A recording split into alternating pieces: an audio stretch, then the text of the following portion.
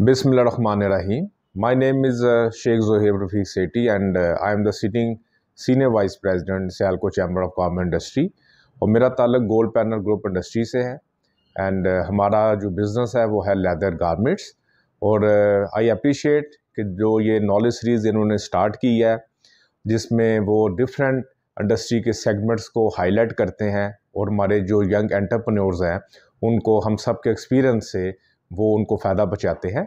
तो जैसे कि आज लेदर इंडस्ट्री के मतलब बात हो रही है, तो लेदर इंडस्ट्री देखें 6 से 7 जो मेजर सब सेक्टर्स हैं पाकिस्तान में, उन पर ये डिपेंड कर रही है, जिसमें हमारी लेदर स्किन्स की इंडस्ट्री है, लेदर गारमेंट्स की इंडस्ट्री है, लेदर ग्लव्स हैं, लेदर शूज़ हैं, लेदर मेड अप्स हैं। तो इनमें जो सबसे जो मेजर इंडस्ट्री जो लीड कर रही है वो हमारी है लेदर गारमेंट इंडस्ट्री। तो लेदर गारमेंट इंडस्ट्री को समझने के लिए सबसे पहले हमने ये देखना है कि जो हमारे जो कंपेटिटर्स हैं वो किस मार्केट्स में काम कर रहे हैं और वो किस तरह काम कर रहे हैं। मेरा मतलब है कि किस किस्म की टेक्नोलॉजी की मदद से वो इंडस्ट्री में लीड कर रहे हैं, क्योंकि अगर देखा जाए इस वक्त जो लीडिंग मार्केट्स हैं यूएसए की है, यूरोप की है, रशिया की है, यूके की है, स्कैंडिनेविया है, इसके अलावा दूसरे जो कंट्रीज़ हैं, तो फैशन के हवाले से मुख्तलिफ मार्केट्स में हमने ये देखना है कि किस तरह इन मार्केट्स में ऑलरेडी हम इस्टेब्लिश हो हुए हैं, किस तरह हमें इसको रिवाइव कर सकते हैं, किस तरह हम अच्छे तरीके से इनको और ज़्यादा कैप्चर कर सकते हैं। क्योंकि देखिए competition is a natural phenomena and we can only reduce it impacts by introducing new innovation in our technology, in our services. और मार्केट में अपनी जगह को सस्टेन और रिटेन करने के लिए इंटरनेशनली और पाकिस्तान की लेदर गारमेंट्स को हमने किस तरह आगे लेके जाना है। तो मुझे बड़ी खुशी होती है कहते हुए कि माशाल्लाह पाकिस्तान लेदर गारमेंट्स की डिमांड में दिन ब दिन इजाफा होता जा रहा है। मैं रिसेंटली अभी APLF दुबई में था, तो मैंने देखा है कि वहाँ पे माशाल्लाह पाकिस्तान लेदर गारमेंट्स की एक डिमांड में इजाफा हो रहा है। और देखा जाए जब मेरे वालिद साहब काम करते थे लेट 80s में और अर्ली 90s में, तो उस वक्त Pakistan leather garments, Pakistan leather jackets का एक नाम लिया जाता था पूरी दुनिया में और लेदर जैकेट्स पाकिस्तान के नाम से पहचानी जाती थी। तो हमें अभी ज़रूरत है कि जिस तरह ये after passage of time Pakistan, क्योंकि इसमें थोड़ा पीछे गया, क्योंकि एक टाइम था कि लेदर इंडस्ट्री थी पाकिस्तान की, that was second largest export oriented industry of the Pakistan, जो फॉरेन रेवेन्यू कमाती थी। इस वक्त ये इंडस्ट्री तीसरे चौथे नंबर पर चली गई है। हमें ज़रूरत है कि इसको भरपूर तरीके से हम इसको दोबारा रिवाइव करें और इसके फ़ायदा उठाने के लिए हमें नेशनली और इंटरनेशनली सतह पे जो चैलेंजेस हैं उनका हम तदारक करें और जो इंटरनेशनल सिनेरियो डिमांड को मद्देनज़र रखकर हम हमें अपने आप को बेहतर कर सकते हैं, उनको हमें उन चीज़ों को अडॉप्ट करने की ज़रूरत है। फॉर एग्जांपल जो हमारा टैंडी सेक्शन है, हमारा लेदर डेवलपमेंट सेक्शन है, उसमें जो हमारे एनिमल्स की जो स्किन्स हैं उनका जो स्टोरेज है वो उसका निज़ाम बड़ा पुराना और स्टिल बड़ा फरसूदा है, जिसकी वजह से हमारी बहुत ज़्यादा एनिमल्स की स्किन ज़ाया हो जाती हैं। हमारी स्लॉटरिंग की जो ईद है, हमारी ईद उल कुर्बान है, उसमें हमारा जो स्किन स्टोरेज का जो सिस्टम है वो प्रॉपर नहीं है, जिस वजह से हमारी 50% ज़्यादा। देखिए लेदर गारमेंट्स जो इंडस्ट्री है इसमें लेटेस्ट स्टैंडर्ड्स आ रहे हैं, LWG के जो स्टैंडर्ड्स हैं, it's right from slaughtering till final finished of product जो है उनको हमने पूरा उन प्रोसेस को हमने स्ट्रीमलाइन करना है। और मैं समझता हूँ कि इस वक्त इंडिया में 35 से ज़्यादा टैंडी जोन बन चुके हैं।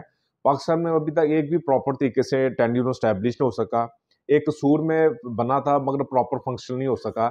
माशाल्लाह सियालको चैम्बर ऑफ कॉमर्स इंडस्ट्री के अंडर एक जो सियालको टैंडी जोन का जो प्रोजेक्ट है माशाल्लाह स्टार्ट हो चुका है और इसमें हमने प्रॉपर तरीके से एक वाटर ट्रीटमेंट जो प्लांट हम लगा रहे हैं, इसके अलावा क्रोमियम के प्लांट्स हैं, इसके अलावा हम स्टेट ऑफ द आर्ट जो फैसिलिटीज़ दे रहे हैं। इंशाल्लाह हमारा टैंडी जोन हमारी हेल्प करेगा कि हम इंटरनेशनली जो मेजर्स हैं स्टैंडर्ड्स को हम उसको लेके चले।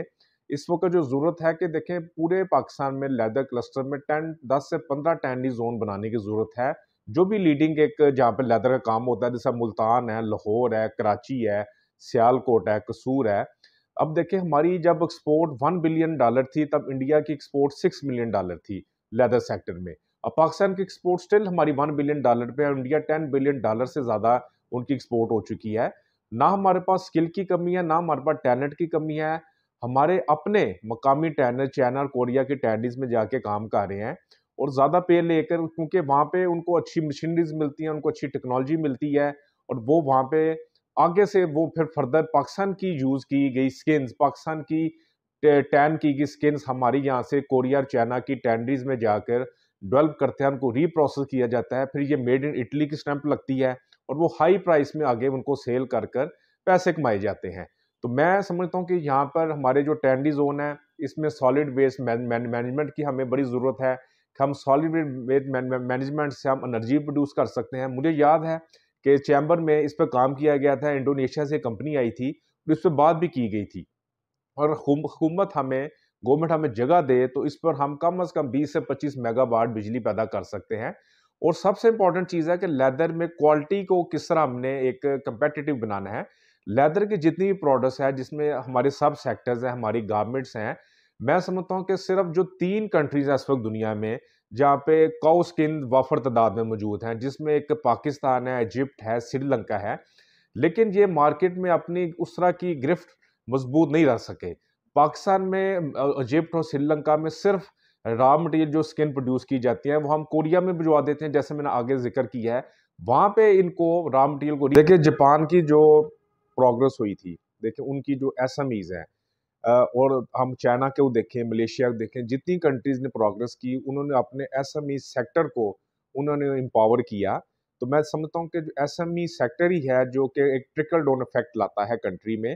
तो हमारे जो एक गवर्नमेंट की ख्वाहिश है कि to strengthen the economy through trade, to strengthen the economy through industrialisation, industry होगी तो हमारी जॉब क्रिएशन होगी। हमें देखें पाकिस्तान में ऐसे इदारे बनाने की जरूरत है जहाँ पे ब्रांड्स डेवलपमेंट हम कर सके, क्योंकि हमें ब्रांडिंग की कमी है जिस वजह से हम अच्छी प्राइस नहीं ले सकते। ऐसा मी सेक्टर को स्पेशल इंसेंटिव दिए जाएं, उनको उनके लिए स्पेशल इकोनॉमिक जोन बनाए जाएं जहाँ पे सस्ती लैंड अवेलेबल हो, जहाँ पे डेवलपमेंट इंस्टीट्यूशन की सहूलियत हो, लेबर कॉलोनीज हो, state of the art university हो, जहाँ पे जिस तरह एक जर्मनी और यूएसए की वहाँ पे प्रोडक्ट्स बनाई जाती हैं, हम उस लेवल पे जाके हम अपनी प्रोडक्ट को एनरिच कर सके।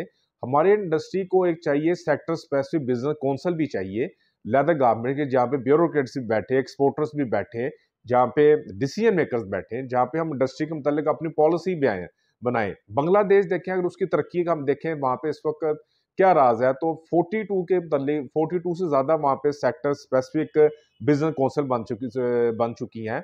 तो बांग्लादेश की अगर मैं एग्जाम्पल इसलिए देता हूँ, जब उनकी 50th एनिवर्सरी हुई तो उन्होंने एग्जाम्पल दी कि we have left Pakistan in every aspect behind, जिसमें जीडीपी एक देखा जाए, उनकी एक्सपोर्ट देखी जाए, उनकी जो उनके फॉरेन रिजर्व देखे जाए, तो एक्सपोर्ट उनकी देखें अभी 60 बिलियन डॉलर का उनका टारगेट है और मैं समझता हूँ 60-70% ज़्यादा वो अपना अचीव भी कर चुके हैं। तो पाकिस्तान भी माशाल्लाह मैं समझता हूँ कि हमें लेदर गारमेंट के साथ हमें हाईटेक जो इंडस्ट्री है उस पर भी आने की जरूरत है, क्योंकि आईटी अगर देखा जाए तो 150 बिलियन डॉलर को इंडिया क्रॉस कर चुका है। तो पाकिस्तान अभी 3.5 बिलियन डॉलर पे पहुंचा है और माशाल्लाह इंसेंटिवाइज किया जा रहा है इस इंडस्ट्री को भी। तो ये भी हमारा फ्यूचर है कि इस इंडस्ट्री में हम 10 टाइम हम ग्रोथ कर सकते हैं।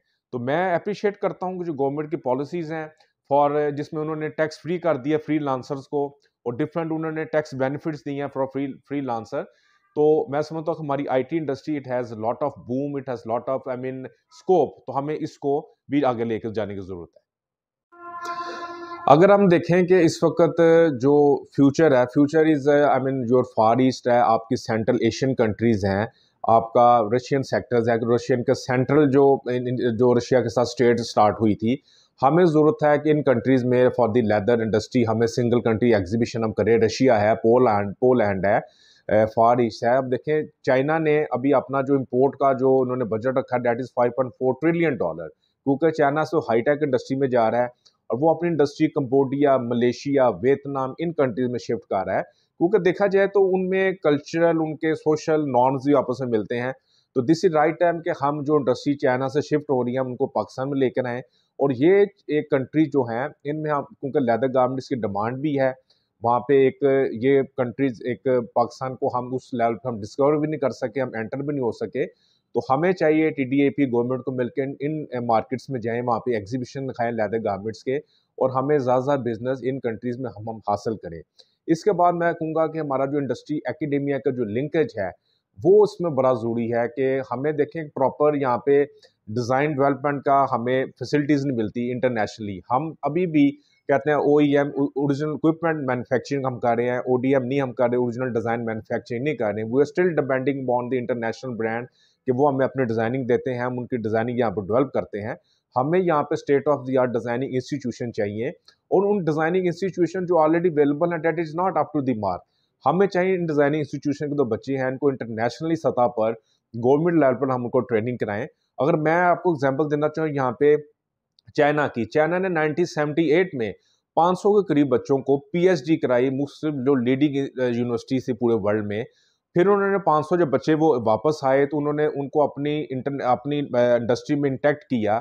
आज वो चाइना 1978 से स्टिल अभी तक वो हर साल 4 से 5,000 बच्चों को इंटरनेशनल यूनिवर्सिटी में ट्रेन करते हैं, उनको बुलाते हैं, जिसकी वजह से माशाल्लाह वो टेक्नोलॉजी आती है, टेक्नोलॉजी इंटैक्ट होती है, लेटेस्ट मटेरियल्स आते हैं, लेटेस्ट स्टैंडर्ड्स आते हैं।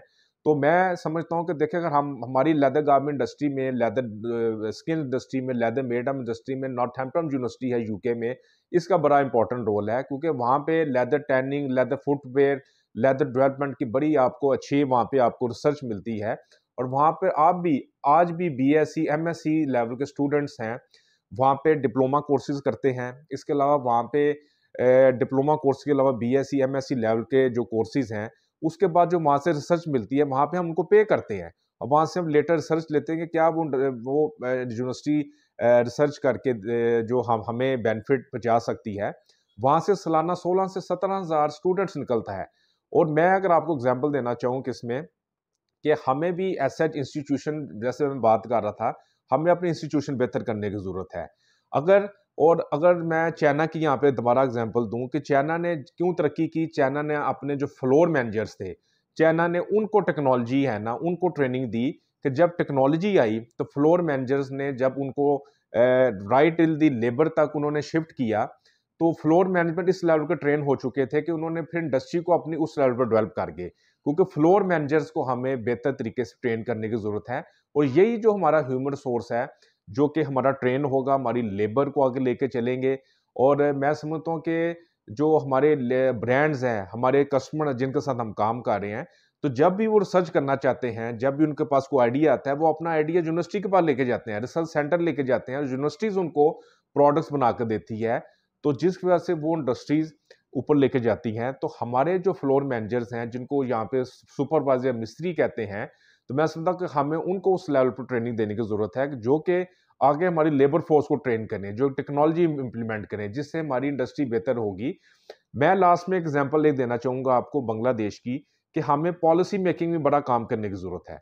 बांग्लादेश जो कि एक भी कॉटन बेल प्रोड्यूस नहीं करता, due to only to their import for re export policy की वजह से आज एक कॉटन का, एक टेक्सटाइल का भी जायंट बना हुआ है कि कंटेनर्स विद इन 24 आवर उनके वेयर हाउस में पहुंचा होगा। जबकि यहाँ पे पाकिस्तान में हमारी जो इंपोर्ट की शिपमेंट्स होती हैं 4 से 5-5 दिन तक हमारी पड़ी रहती हैं। हम देखें एक सॉवरेन जो कंट्री होती है, उसके जो 4 मेन पिलर्स होते हैं, आपका एकेडेमिया है, आपकी सिविल सोसाइटी है, आपकी बिजनेस कम्युनिटी है, and government as a facilitator. जब तक हम एक पेज पे नहीं आएंगे वो कंट्री तरक्की नहीं कर सकेगा। हमारी बिजनेस कम्युनिटी ऑफ पाकिस्तान वो ready to land our hand, क्योंकि मैं समझता हूँ कि अज़ पाक का हम पे कर्ज है, इंशाल्लाह हम मिलके इस कर्ज को उतारेंगे।